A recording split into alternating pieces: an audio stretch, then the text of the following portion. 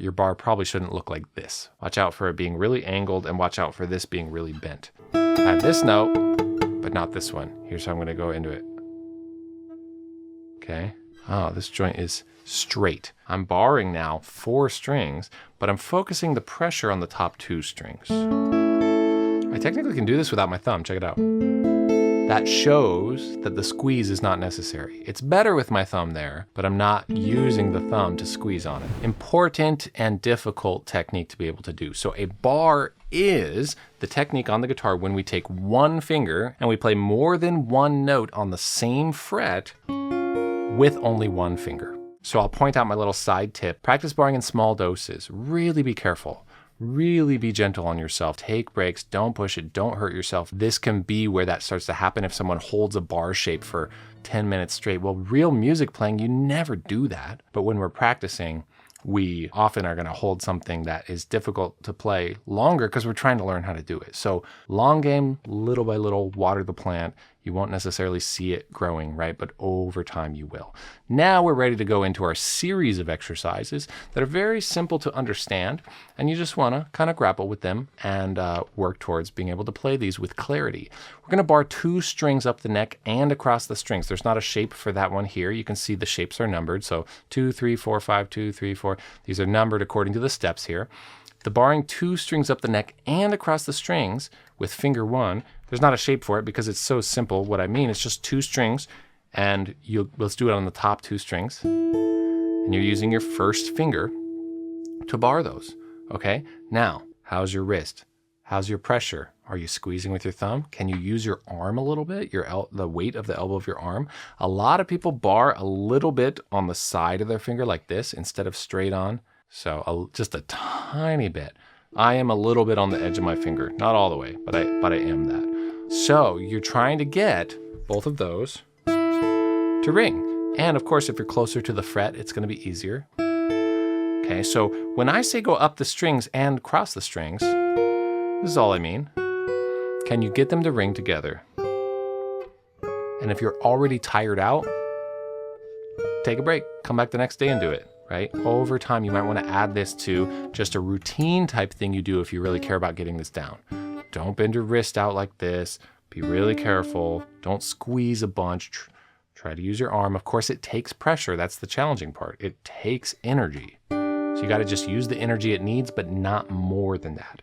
Now, the cross string thing is where you're going to play 2 notes at once, coming down different strings. So you can do this methodically if you like, where you go up and down, or cross strings and then go down, or you can go all the way down if you want. And you can say that's one day of practicing it. Next day you could do this. These 2 strings, those 2 notes, barring. It's gonna feel different. And yes, you're basically barring more than that, but you're just playing the 2.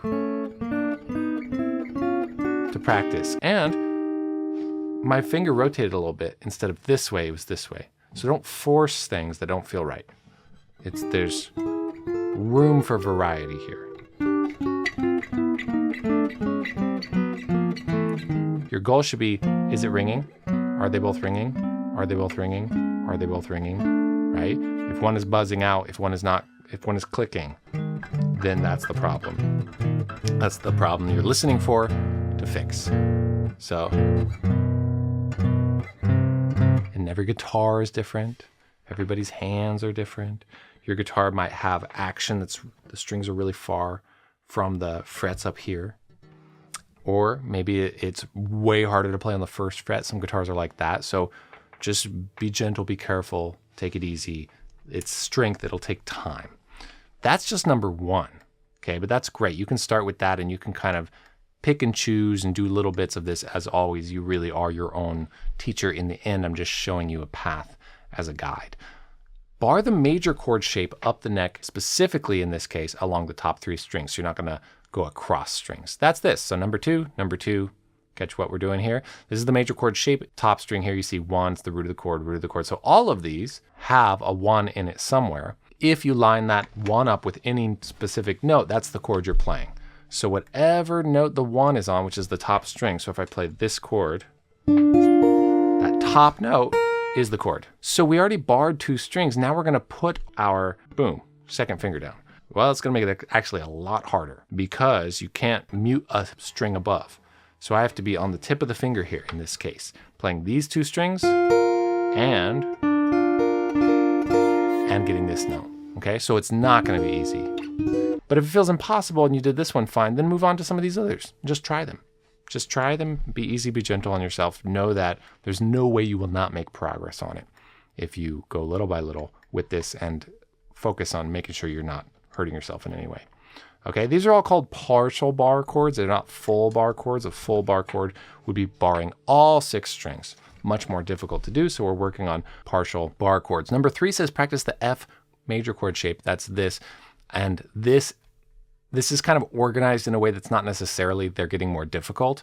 It's just organized in a way where we barred 2 strings, so then we added a note. We barred 2 strings, so we added 2 notes. So this is much more difficult than this one. That's why you can move on and try these different ones. So this shape now is an F major chord. It's F major if you play it here. As soon as you move it, it's a new chord. Now you heard that little buzz? It's not easy, especially here on the 1st fret. So know that it's probably easier as you move up. So your goal is just to get it to ring, and you can be barring these top 2 strings by barring more if that's comfortable. So you can experiment with this. I'm barring now 4 strings, but I'm focusing the pressure on the top 2 strings. I'm not really focusing pressure here, but it's more comfortable for my finger to bar it kind of in a certain spot. So you can move this way to find where it's easier to bar, even just 1 string. Some bar chords require a bar like this. This is not one we're working on, but only 1 note in this right here, 3rd string, is actually the reason I'm barring. So I'm focusing my pressure there and not elsewhere. You might find that barring is easier when you move your finger up. It could be easier here, it could be easier here, it could be easier here, it could be easier here. Depends on kind of the joint here can get in the way. If your joint is even slightly bent, then it's gonna not be able to put pressure down. If your joint is right above the note you need to put pressure down on, it's gonna be hard. So you probably shouldn't bar, your bar probably shouldn't look like this. Watch out for it being really angled and watch out for this being really bent. I have this note, but not this one. Here's how I'm gonna go into it. Okay. Oh, this joint is straight. Though on this one, it can be a little bent, but as you get into other bars, which we'll move on to now, bar 3 strings up the neck and across the strings with finger 1. That's this as an example, and this as an example. That's why it says 4 and 4. It's this shape. It's a minor shape on the top 3 strings. That's flat 3 of the chord, 5 of the chord, 1 of the chord. It's a major shape on the strings 4, 3, 2, 5 of the chord, 1 of the chord, 3 of the chord. But you want to do this shape, the 3-note bar. Am I getting this? How's my sound? It is a lot easier usually on an electric guitar if you have an electric guitar. My finger's pretty straight on with it right now, so I'm just going back to say don't take that side of the finger thing too seriously, because as I go up the neck, I'm almost a little bit on the other side. Okay? This is straight up a drill.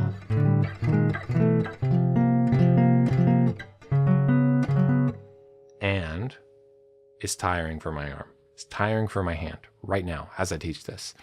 So I want that to just be an example of that. It's for anybody. It is.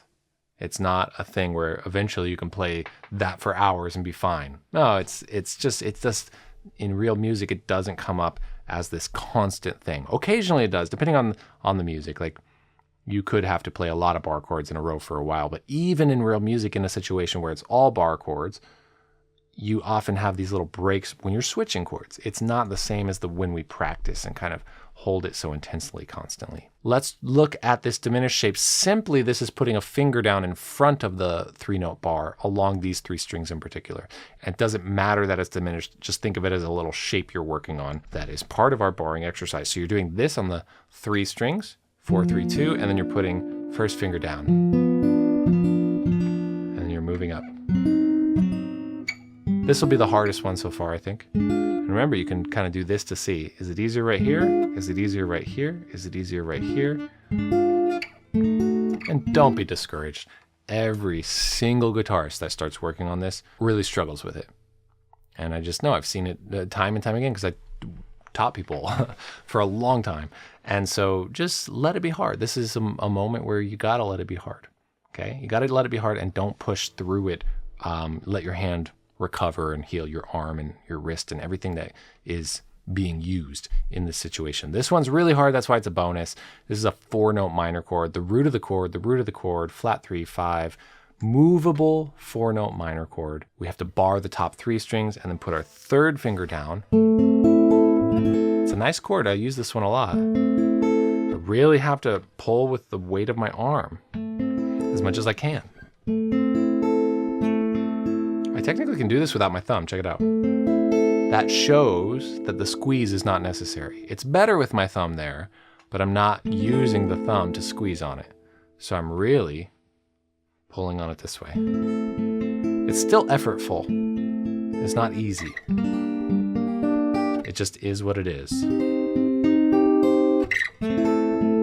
So let it be hard. Find one of these.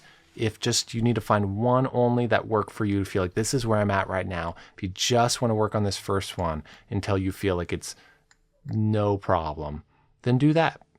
Play the long game. Take it easy, little by little, and it'll get there. So think of it a little as weight training. You're getting stronger. You come back the next day or a couple days later or whatever. If you want to skip a day of this and do it every other day, that might be nice if you're getting particularly tired. Any technique that's challenging, I try to move around in this way in a very careful, methodical, experimental way, and it always improves the thing I'm trying to execute. Just shape-wise, whatever it is, shape, lick, something like that. Move it this way, move it this way. I don't care if it ends up being a weird sound or anything. I'm just working on a little bit of fitness around certain techniques, and that's what we're doing here. That is your introduction into barring, the basics of barring. That's it for this lesson. See you in the next one.